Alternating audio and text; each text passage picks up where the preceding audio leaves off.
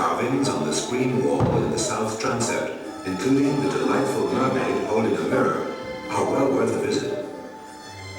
They were added during a 15th century rebuilding of the abbey, following its destruction by armed men in 1445. The re-roofed Abbey of Holy Cross near Thurles was a much more ambitious Cistercian foundation. Both the church and the monastic buildings survive in excellent preservation, the church having been restored to use as the Catholic parish church of the village. Like Kilcooley, Holy Cross was largely rebuilt in the 15th century.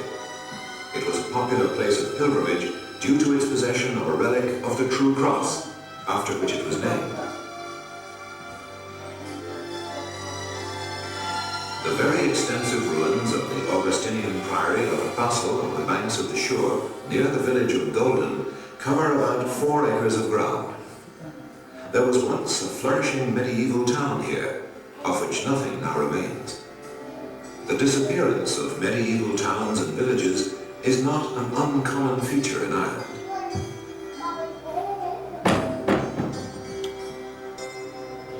Here in Kerr, there are remains of a 13th century priory of Augustinian canons regular. Some fine carved limestone windows adorn the nave. The priory was adapted for use as a dwelling in the 16th and 17th centuries. At Callan in County Kilkenny, though the modern town is small, several relics of its medieval importance have survived. In the centre of the town we find St. Mary's Church, a particularly good example of a mainly 15th century medieval church. On the edge of the town is the ruined church of the Augustinian Friary, founded by one of the butlers in 1462.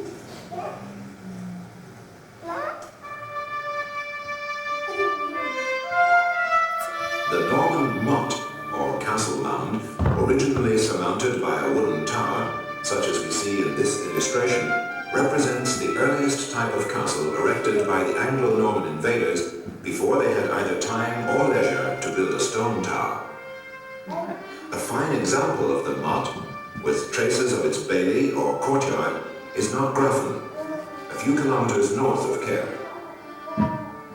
At Glanworth, on the banks of the River Funcheon in County Cork, we find a good example of the stone castle which succeeded the earthen motte.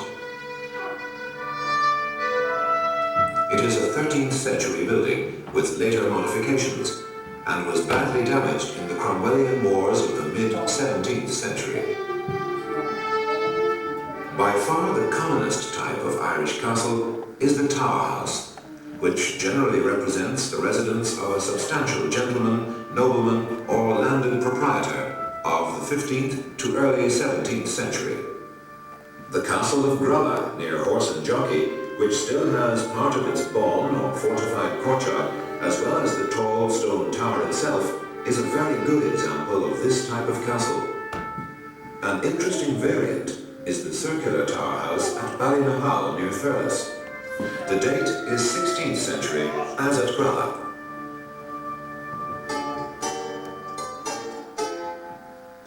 More remarkable is Carrick-on-Shore Castle, the seat of the great Anglo-Norman Butler family, Earls of Ormond. The older part of the structure is at the back, beside the shore, where there are 2 stone towers of the 15th century. The most striking part, however, is the Elizabethan manor house added by Thomas, Earl of Ormond, in the late 16th century.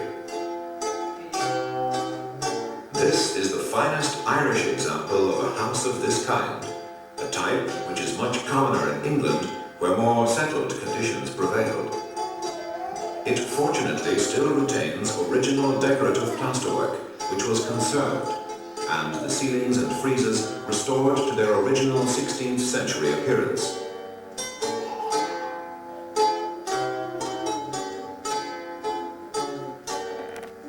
Although it fell into decay, it never actually became roofless, like most Irish houses and castles of this period.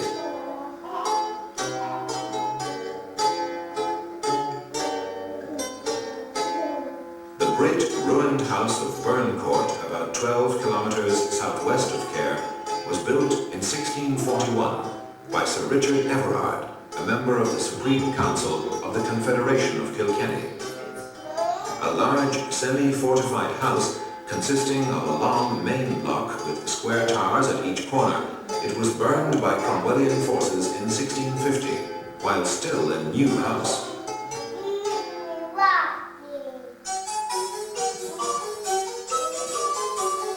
1 kilometre south of Cahir, we find the beautifully restored Swiss cottage. Situated in a wooded area overlooking the River Suir, it is said to be the finest cottage ornée in the world. It was designed about 1810 by John Nash, Royal Architect, for Lord and Lady Cahir, a young and fashionable couple who used it during their short visits to Ireland. The cottage allowed them to live in romantic simplicity. They entertained their guests with music and dancing and enjoyed picnics, fishing and shooting parties in this idyllic location.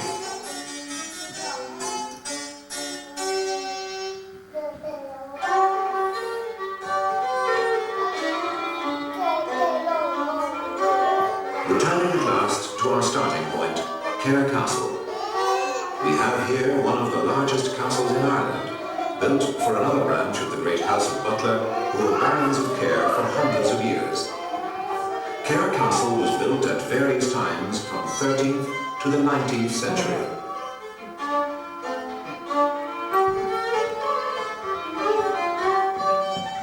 It is a complex series of buildings divided into inner, middle and outer wards or enclosures. Its plan is largely dictated by the irregular shape of the rocky island on which it stands in the middle of the River Suir. In its size and completeness, it makes a fitting climax to our tour.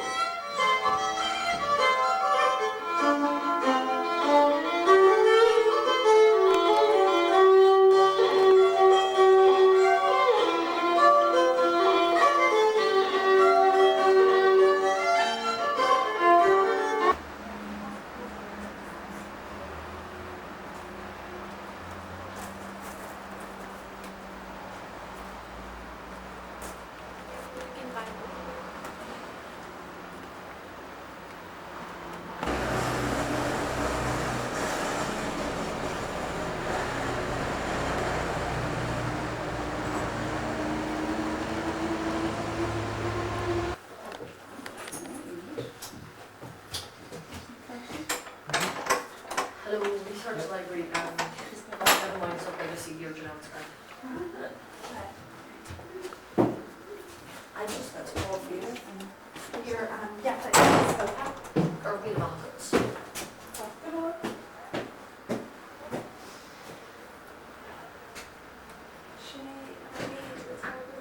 What? Yes, go. Hello. Hello. Welcome back, everybody. Now, we need to vote or anything like that. There's Want to really okay. hopefully I should say.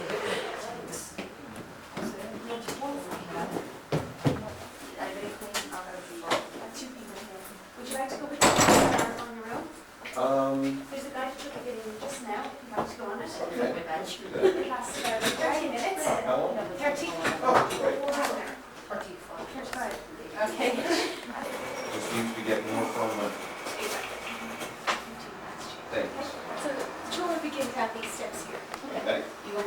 Cahir Castle, my name is Teresa, and I'll be a tour guide for about the next 30 minutes.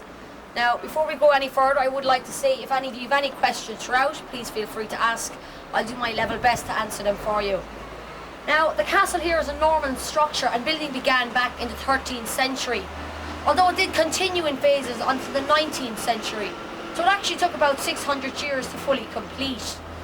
Now, back then, you may or may not know, the Normans, they originally went over to England in the 11th century, and they remained there for 100 years before coming here to Ireland. That's why we refer to them as the Anglo-Normans. Now, when they did arrive here, they built many structures such as the castle here behind me. However, Cahir is reputed to be the best defence structure in the country. Now, because it is mainly a defensive building, the best way to tour it is to take the same route that any attackers would have taken into the building.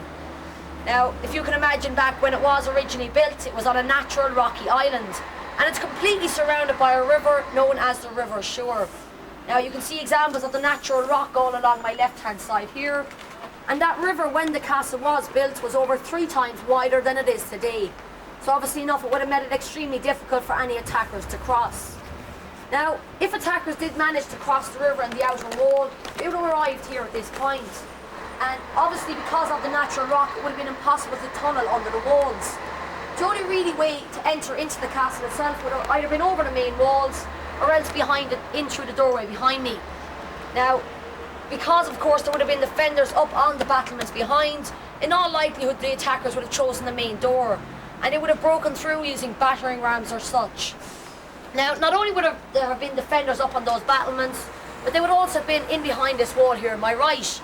You'll notice the small holes going along the length of it. Those are examples of musket loops, but they were only added around the 15th or 16th century, because it's only around that period that muskets were actually used here in Cahir. Prior to that, they would have defended the buildings using longbows or crossbows. And back then, they would have fired through arrow slits, and there's a perfect example of one behind you there in the main wall.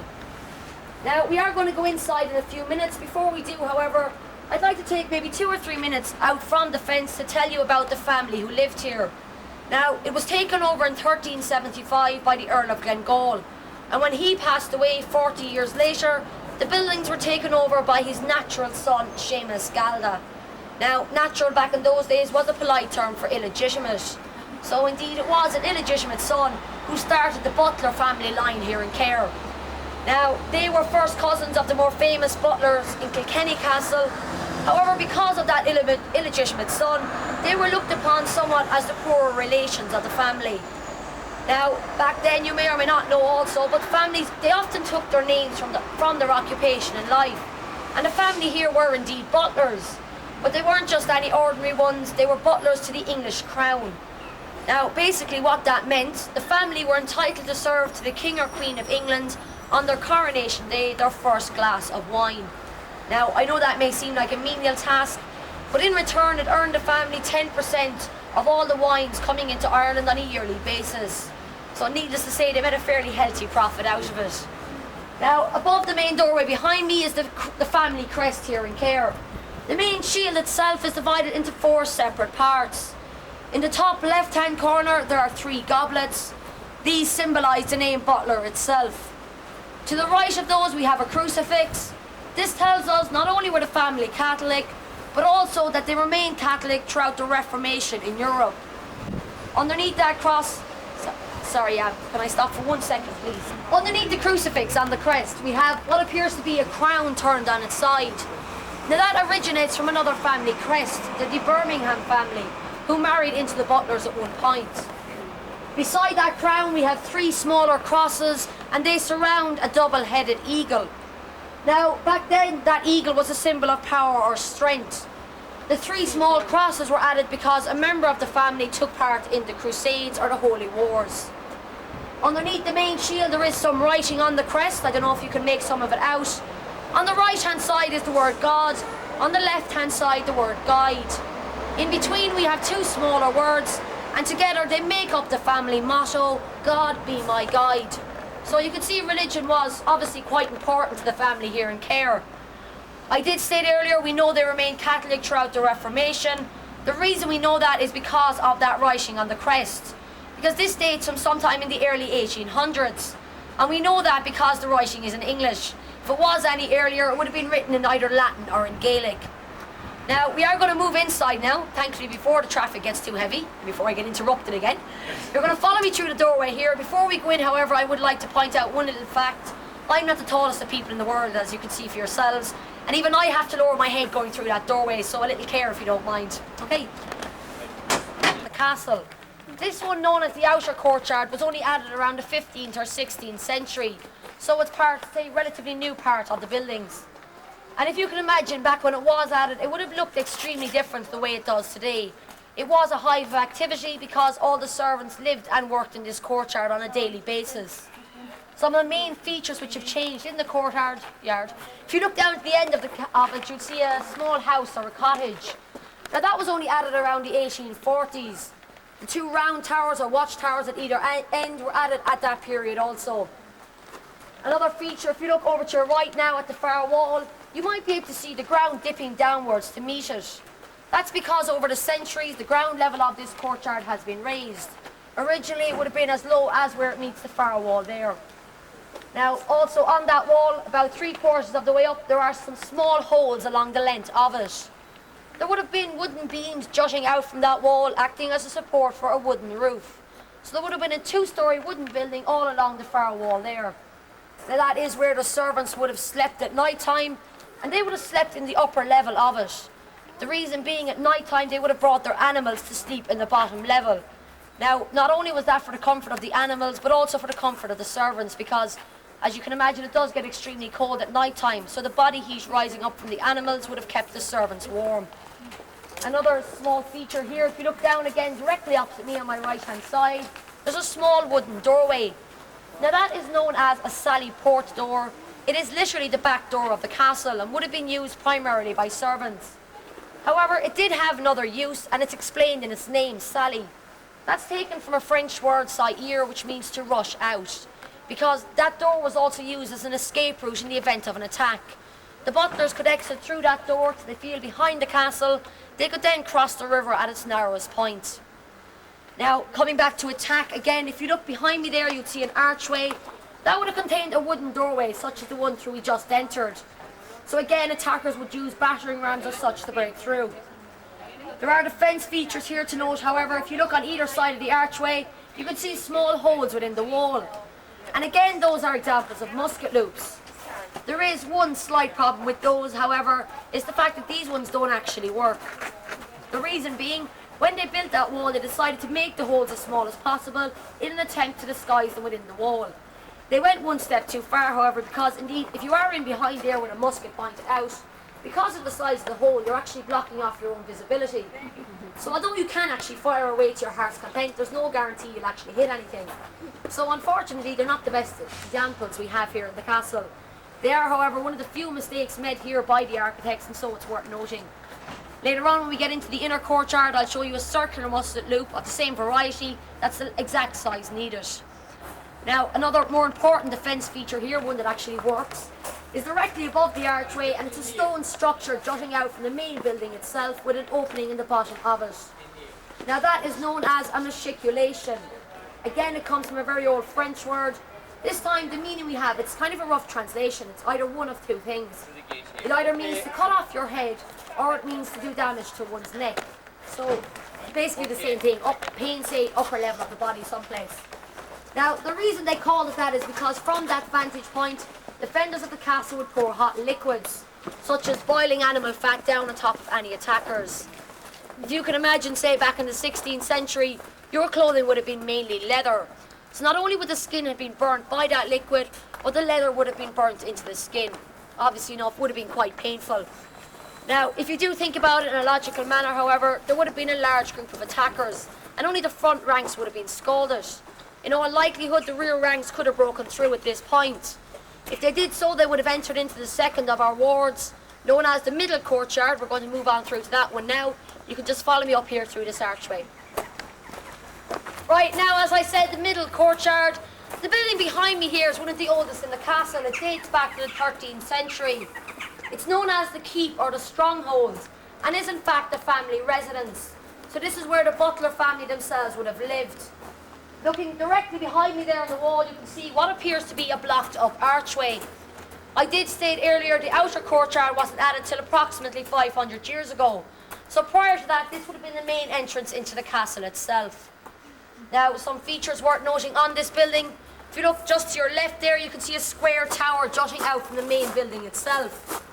Now, that is known as a guard-robe tower. Again, French words. This time their meaning is to mind or to keep your clothes. That tower is actually the lavatory of the building. And the reason they would have called it guard-robe was not a very pleasant one, to say the least. Basically, what the servants would have done is at night time they would hang clothes in the very top room of that tower. Because back then they believed that the fumes or gases coming up from the cesspit down in the bottom would kill off any insects or lice in their clothing. Now, as you can see somebody's face there, just, As you can imagine yourselves, the odour coming from your clothes afterwards would not have been the most pleasant in the world. Now, that's the main reason why if you had gone into a building such as this one back then, you would have found flowers or sweet-smelling herbs strewed all over the floors in an attempt to actually dampen the odour somewhat. Now, another feature on that tower, about 3/4 of the way up, there's a corner window. At the same level, there's a drainage pipe jutting out from the main building itself.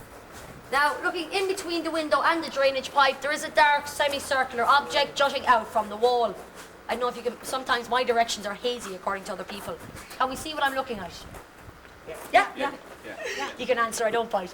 Now, that is in fact a cannonball, it is original. It's there at about 400 years. And it was placed there during an attack in 1599, lodged in the wall and has remained there ever since. Now, on the subject of that attack, as I said, it occurred in 1599. It was the first time that care was ever taken, and it was by the Earl of Essex. Now, Essex was sent over from England to take Tyrone. Now, Tyrone is actually in the north of Ireland, but for some reason when Essex arrived here, he decided to disobey his orders and moved down south here to Cahir instead. When he arrived, he held the castle under siege for 3 days. The only reason it was taken that quickly is basically it was the first time cannons had been used against it. The family had never seen them before and basically did not know how to defend against them. Now, there was over 80 defenders lost in that attack, although Thomas Butler himself did manage to escape through that back door I showed you in the outer courtyard. He returned 1 year later with some more men to retake the castle, so they only lost control for 1 year. Now, on the subject of attacks, another more famous one, shall we say, that occurred was about 50 years later in 1650. And this time it was by a much more famous man indeed, a Mr. Oliver Cromwell. Now, Cromwell arrived over from England. When Cromwell got to Cahir, there was one major difference. He never actually attacked the castle, because when he got here, he sent a letter inside to the family, basically giving them a choice, either to hand over the buildings and to leave, or else to try and put up a fight, at which stage Cromwell would attack. Now, it was what was looked upon as a gentleman's agreement. Basically, the family decided that Cromwell had been in Ireland a few years, had already destroyed many castles. In fact, the year previously, he'd already destroyed another Butler residence in Carrick-on-Shore, Ormond Castle, and in the process, that castle was completely destroyed. So the family decided to hand over the buildings, then to see them destroyed by him. So in 1650, they walked out without a fight, and Cromwell's men moved in here for over 12 years. That was until Charles II became King of England, because he, being a close friend of the Butler family, granted the lands and the buildings back to them. Now, after that point, the Butlers decided not to move back into the castle. So after 1650, it was never again used as a residence by them. During their 12-year absence, they had built other residences around the town, and so decided to stay in the more modern houses rather than move back into a castle such as this one. Now, we are quite fortunate in that respect because it means Cahir retains its medieval look. Unlike some other castles in the country, again taking Kilkenny as an example, the interiors of that castle, even though it's a medieval one, is actually all Victorian because it was lived in during the period. However, because Cahir wasn't lived in with the past 350 years, it meant it was never changed, so we are quite lucky. Now, coming away from that for a few minutes, another feature in this courtyard, if you look over to your right there, you can see another archway. The difference here, however, is the gate lowered about 1/3 of the way down. Now that's known as a portcullis gate. It is in fact one of the few remaining working portcullis gates left in the country. So we can still lower and raise that gate using the original mechanism. Now, as you can imagine, it is extremely old and so it's not lowered on a daily basis. In fact, the last time that gate was lowered was a few years back. It was during the filming of Braveheart. For those of you who don't know, it's the one with Mel Gibson in it. Yeah, I think that's right. Now, unfortunately for us here in Cahir, Mel never arrived down to see us. Basically, all they wanted